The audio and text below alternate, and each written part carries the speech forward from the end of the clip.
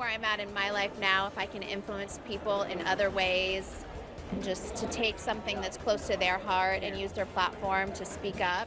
The reality star continuing her criminal justice reform work, advocating for Lyle and Erik Menendez's release from prison in a personal essay shared with NBC News. What could possibly bring Kim Kardashian into the wild case of the Menendez brothers? In a twist you won't believe, the queen of reality TV has stepped up to share her reaction to their resentencing decision. Why does Kim feel so strongly about the Menendez brothers' fate? And could her influence change everything? Kim Kardashian fights for the Menendez brothers. After a recent prison visit with Erik and Lyle Menendez, Kim Kardashian is hopeful that freedom could finally be within reach for the infamous brothers. Los Angeles County District Attorney George Gascon just stirred up major news, recommending that the Menendez brothers be resentenced for the 1989 deaths of their parents, Jose and Mary Louise "Kitty" Menendez. This means they might be eligible for parole immediately, a twist no one saw coming. In response, Kim took to her Instagram story, sharing, "The Menendez brothers were granted a second chance at life and will wake up tomorrow finally eligible for a parole hearing. Could freedom really be just 6 months away for them?" Kim added, "Thank you, George Gascon, for revisiting the Menendez brothers' case and righting a significant wrong. Your commitment to truth and fairness is commendable." But Kim didn't stop there. Where I'm at in my life now, if I can influence people in other ways and just to take something that's close to their heart and use their platform to speak up. She went on to thank the millions who have rallied for the brothers, saying, "Your voices were heard." With the added spotlight from Ryan Murphy's recent TV series, Kim credits the media's role in exposing deeper layers of the case, raising questions about potential abuse and injustice. Erik Menendez didn't hold back when it came to monsters. The Erik and Lyle Menendez story, calling Ryan Murphy's series a dishonest portrayal of his life and case. But the controversy didn't end there. Kim Kardashian, joined by Cooper Koch, who portrayed Erik in the show, paid a visit to the Menendez brothers and around 40 other inmates at San Diego County's Richard J. Donovan Correctional Facility to dive into discussions about prison reform. Inspired by their meeting, Kardashian later penned an essay calling for Erik and Lyle's release. What did Kim have to say about the case that's got everyone talking? She didn't mince words, sharing her thoughts on society's evolving views on abuse and the power of social media to question systems we once accepted without a second thought. This case highlights the importance of challenging decisions and seeking truth, even when guilt is not in question, Kim wrote passionately. Kardashian continued that she believes in the justice system's ability to evolve, and that she's grateful for a society where we can challenge decisions and seek justice. Are we on the brink of seeing justice redefined? Kim's call for change has once again left people wondering if there's more to this story than meets the eye. Currently serving life sentences without parole in California, the Menendez brothers may see a shift in their fate. The Los Angeles County District Attorney filed a formal request to resent the brothers, arguing that they deserve a second look. The 57-page motion from the district attorney's office lays out a detailed timeline of the case, reasons for resentencing, and a deeper look at the Menendez brothers' prison lives. Turns out, Erik and Lyle haven't been idle. The report praises their contributions behind bars, including their involvement in programs for childhood trauma victims, elderly inmates, and those with disabilities. And both brothers even earned educational degrees. All done, the report notes, without any expectation or hope of ever being released. The report didn't shy away from detailing the brothers' 30-year discipline records. Yes, even behind bars, there's been plenty of drama. Both Erik and Lyle were cited for possessing a cell phone in the shared cell they occupied with other inmates. But the twists don't stop there. Erik's record includes a few scuffles, with citations for fights in 2011 and 1997. As for Lyle, his film tells a different story. Unlike his brother, Lyle was never cited for fighting. In fact, back in 1997, he was moved to the prison's special needs area because, as the report puts it, he wouldn't fight back when attacked. And then there's the contraband. Lyle was caught twice, once with a lighter in 2013, and another time with a fresh pair of Adidas sneakers back in 1998, reportedly brought by a female visitor. Despite these run-ins, the report highlights their transformation over the years, noting that While incarcerated, Erik and Lyle Menendez have matured, moved beyond criminal thinking, and become productive members of their prison community. It adds that they're ready to re-enter society. So what's next for the Menendez brothers? This new filing is just the beginning. It sets the stage for a compelling battle in court. The Los Angeles County District Attorney's Office, led by George Gascon, is gearing up to present its argument to a judge, making the case for resentencing. If a judge sides with them, Erik and Lyle could be resentenced under California law, which means they'd be immediately eligible for parole, thanks to their age at the time of the crime. But here's where it gets interesting. Gascon's office hopes to schedule the hearing within the next 45 days, and there's a chance the Menendez brothers themselves might appear at the proceedings. But don't expect this to be smooth sailing. Gascon admitted that even within his own team, opinions are split, with some members prepared to challenge him in court. This hearing promises to be a showdown, as arguments fly both for and against the brothers' release. If the judge approves a new sentence, all eyes will shift to the California Parole Board. This is where the next big decision looms. The board will assess whether Erik and Lyle Menendez pose any danger to society if released. But even if the board gives the green light, there's a wild card: Governor Gavin Newsom. He could still step in and put the brakes on any release. And what does the Menendez family have to say about all this? Earlier this month, over 24 family members publicly called for Erik and Lyle's release, now 35 years after they took their parents' lives. Many of them claim the brothers suffered horrific abuse by their father and posed no threat to society. Kitty Menendez's sister, Joan Anderson Vandermeulen, argued that the world back then couldn't grasp that the boys could be raped or that young men could be victims of sexual violence. When they stood trial, the whole world was ready to believe that the boys could be raped. Was not ready, excuse me. Today, she insists we understand more, saying a jury today would never deliver such a harsh sentence. Now hold on, there's a twist in the family's stance. The Menendez family isn't united. Some relatives believe Erik and Lyle shouldn't be released, sparking even more debate. Milton Anderson, Kitty Menendez's brother, stands firm in his opposition. His lawyer, Kathy Cady, described the brothers as cold-blooded, saying their actions shattered their family and left a painful legacy that lingers to this day. But it's not just words. Mr. Anderson remembers every detail. Jose, he notes, was shot 6 times, and Kitty was struck 10 times, including a final, brutal shot after Erik allegedly reloaded. To Anderson, his nephew's crime was a heinous act, and he believes they should remain behind bars for life.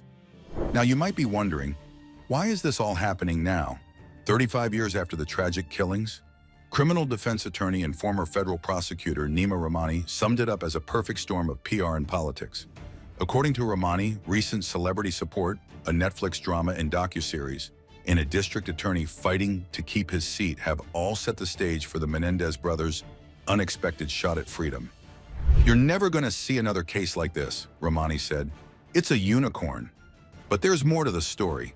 Back in May 2023, the Menendez brothers filed a motion highlighting new evidence and asking for their convictions to be overturned. Meanwhile, George Gascon, the Los Angeles County District Attorney, revealed his office had been reviewing the case for over a year. But the twist?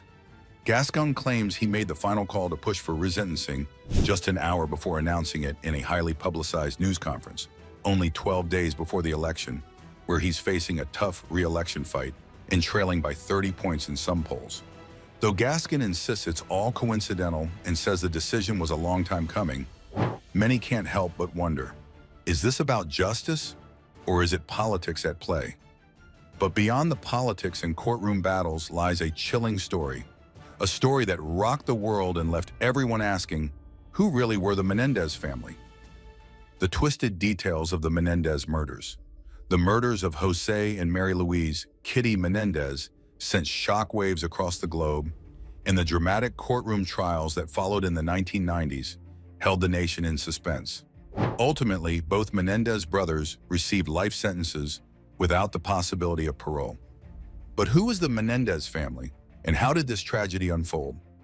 Jose Menendez, the family patriarch, was a Cuban immigrant who arrived in the U.S. after the Cuban Revolution in the 1950s. He met Mary Louise Anderson, known affectionately as Kitty, and the two began their life together. Jose's ambition took him far. He earned an accounting degree from Queens College and climbed the corporate ranks, working as an executive at Hertz and then RCA Records. The couple had their first son, Lyle, in 1968, and Erik joined the family in 1970. Moving from New York City to New Jersey, they eventually landed in the glamorous hills of Los Angeles, purchasing a luxurious home in Beverly Hills. But beneath the glamour, the brothers claimed there was a dark side. According to Lyle and Erik, their father's behavior crossed unimaginable boundaries. They alleged that he began mistreating Lyle when he was just a child and that Erik experienced similar trauma from a young age. These shocking claims would later form a major part of their defense, challenging public perception and sparking endless debates. When the Menendez murders hit the news, it was the kind of brutality that's hard to imagine. Jose, 45, and Kitty, 47, weren't just killed. They were practically erased by a storm of 15 rounds from two 12-gauge shotguns.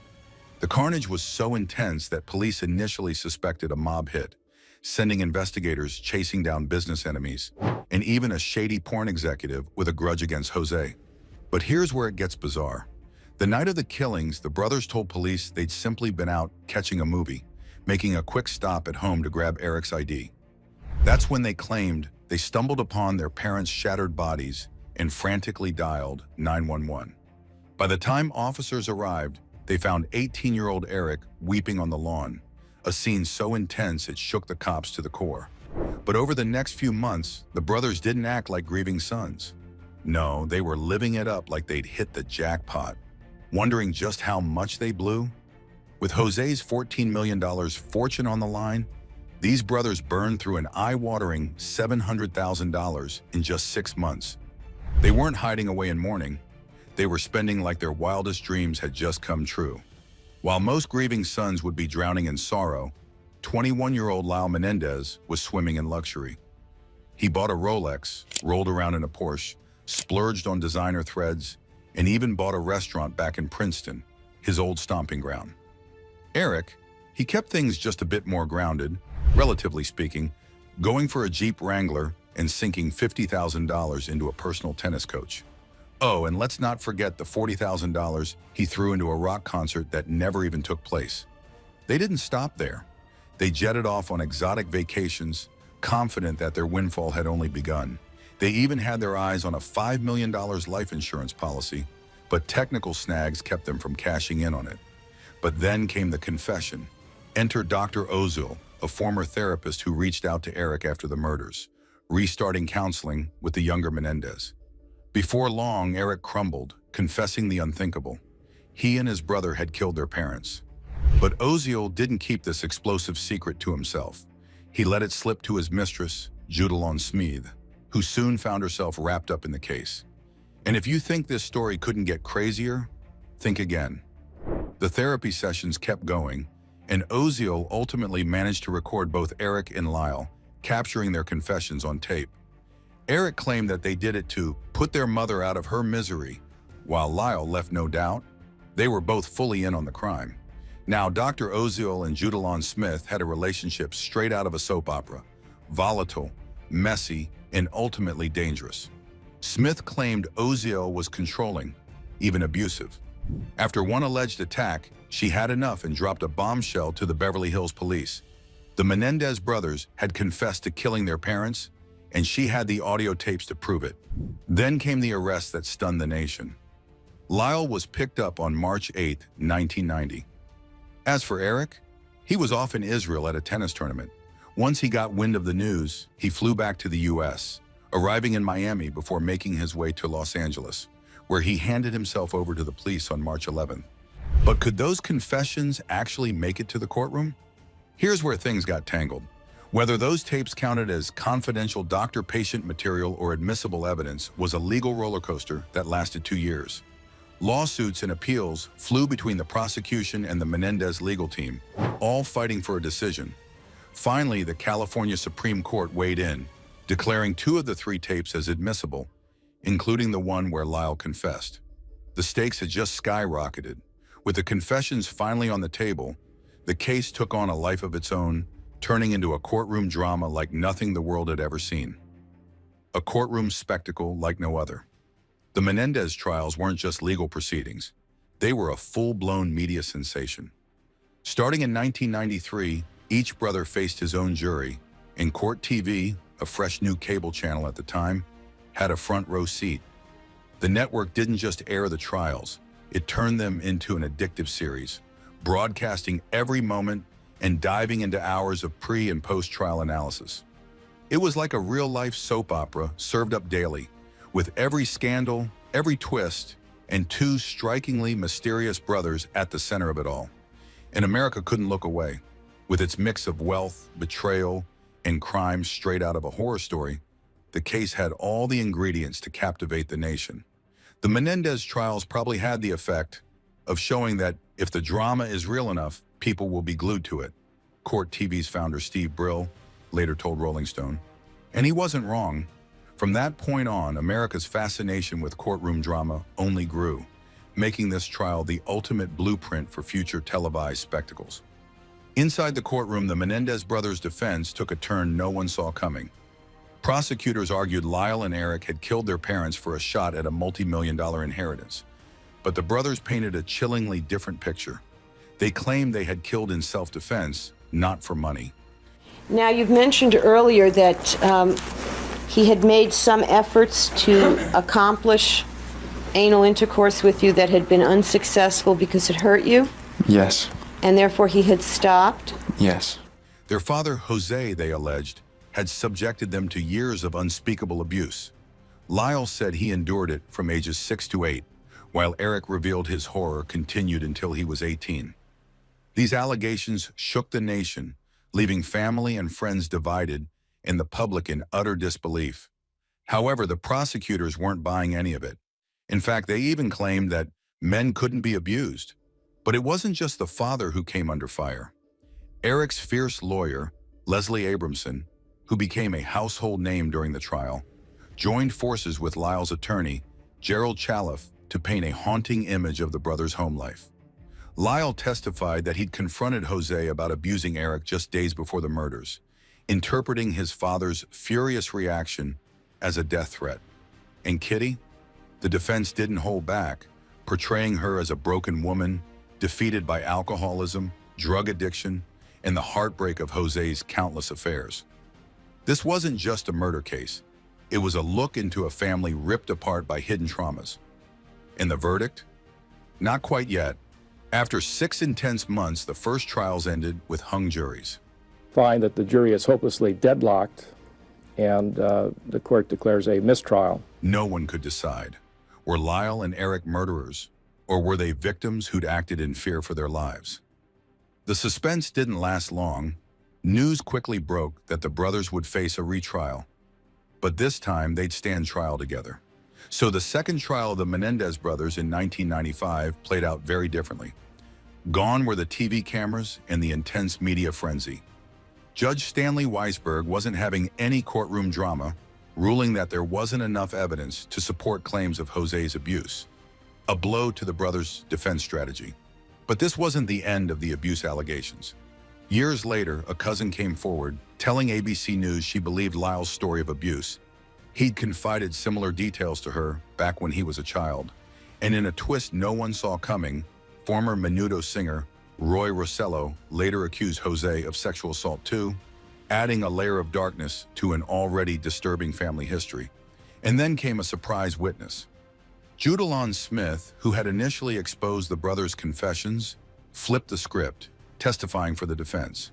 She claimed Dr. Oziel had manipulated Lyle and Erik into confessing. But even this unexpected turn wasn't enough to sway the court. On March 21, 1996, both brothers were convicted of 2 counts of first-degree murder. By July, the final hammer fell, life in prison without the possibility of parole, with each brother sentenced to 2 consecutive life terms. When Lyle and Erik Menendez first entered prison in 1996, they had just one request: to serve time together. But prison officials weren't keen on the idea, especially after a detective warned that they might hatch an escape plan. Despite being miles apart, Lyle kept pushing to be closer to his brother, filing request after request. Finally, on February 22nd, 2018, after decades of separation, Lyle was transferred from Mule Creek State Prison in Northern California to San Diego's Richard J. Donovan Correctional Facility, where Erik had already been since 2013. But even then, the reunion wasn't quite complete. At first, Lyle and Erik were kept in different housing units, still out of reach from each other. But then, on April 4th, 2018, officials made a move that changed everything. Erik was transferred to Lyle's unit. And when the brothers locked eyes for the first time since that fateful day in 1996, they burst into tears, as journalist Robert Rand recounted. The brothers, once limited to written letters, now finally had the chance to reconnect in person during exercise, recreation, and mealtime. A bittersweet reunion after years of isolation. Do you think justice was truly served, or was there more to the story that the courts overlooked? Let us know in the comments below. If you enjoyed the video, don't forget to hit the like and subscribe button for more.